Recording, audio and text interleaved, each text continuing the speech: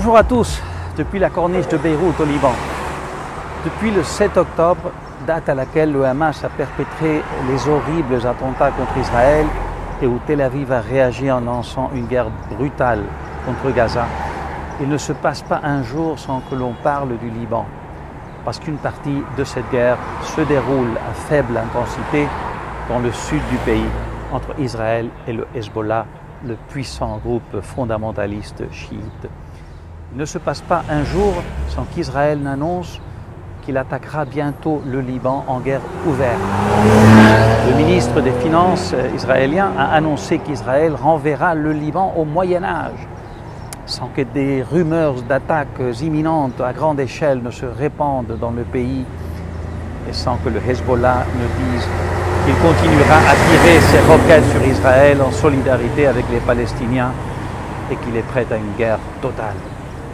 Mais la vérité est que le Hezbollah ne veut pas d'une telle guerre. Elle ne lui convient pas. C'est un État dans l'État libanais qui fournit des services sociaux aux chiites qui font partie de sa vaste clientèle politique, qui contrôle des zones importantes dans le sud du pays, au sud de Beyrouth et dans la vallée de la Bekaa à l'est, et qui fait partie d'un tissu politique avec une représentation parlementaire, une représentation ministérielle, directe ou indirecte, et a un certain droit de veto. Et en plus, sa milice soutenue par l'Iran est probablement plus puissante que l'armée libanaise. En outre, son chef, le religieux Hassan Nasrallah, est le stratège le plus intelligent et froid du Moyen-Orient. Et en tant que tel, il ne lève pas le petit doigt qui ne soit pas calculé dans le cadre des objectifs à long terme. En Israël, en revanche, la nécessité politique de Netanyahou, le manque de sophistication stratégique de sa coalition et la grande supériorité militaire israélienne conduisent Tel Aviv à penser que pour sauver le gouvernement, la coalition et sauver la face par rapport aux difficultés qu'il rencontre pour atteindre ses objectifs à Gaza, il vaut mieux raser le Liban et le Hezbollah avec. Mais lancer une guerre ouverte contre le Liban aurait des conséquences désastreuses.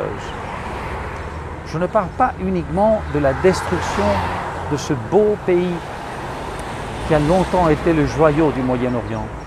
Je veux dire par là qu'Israël a déjà essayé à maintes reprises, a été condamné à chaque fois par l'ONU et que les choses ont toujours empiré. Ils ont envahi le territoire libanais, par exemple, en 1948, en 1978 et en 1982, et cette dernière occupation a duré 18 ans. Leurs actions au cours des décennies ont été totalement contre-productives.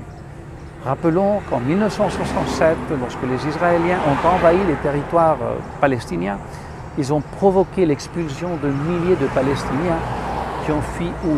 Vers le Liban, où l'OLP, l'organisation palestinienne dominée par le Fatah à l'époque d'Arafat, a rapidement contrôlé ces camps de réfugiés.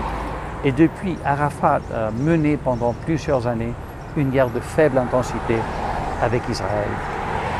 Les graves erreurs de 1967 se sont donc retournées contre Israël. Une autre erreur stratégique grave pour Israël a été l'invasion du Liban en 1982, car c'est à la suite de cette occupation qu'est né, dans la première moitié des années 1980, le Hezbollah. Non seulement Israël n'a pas compris que l'occupation du Liban conduirait à la naissance d'une résistance armée fondamentaliste féroce, mais il n'a pas non plus compris que puisque la cause palestinienne avait été abandonnée par quelques pays arabes, à l'époque, l'Iran, une théocratie chiite, jouerait un rôle clé dans la formation, l'organisation et le financement du Hezbollah. Israël s'est finalement retiré en 2000, mais a réessayé en 2006 en réponse à l'enlèvement de 2 soldats israéliens par le Hezbollah. Il a bombardé le Liban et a tenté d'envahir le sud. Encore une fois, il a échoué parce que le Hezbollah a repoussé l'attaque sur le terrain. Cette guerre s'est terminée par une espèce de match nul parce que Condoleezza Rice, la secrétaire d'État américaine à l'époque, est intervenue pour mettre fin au conflit.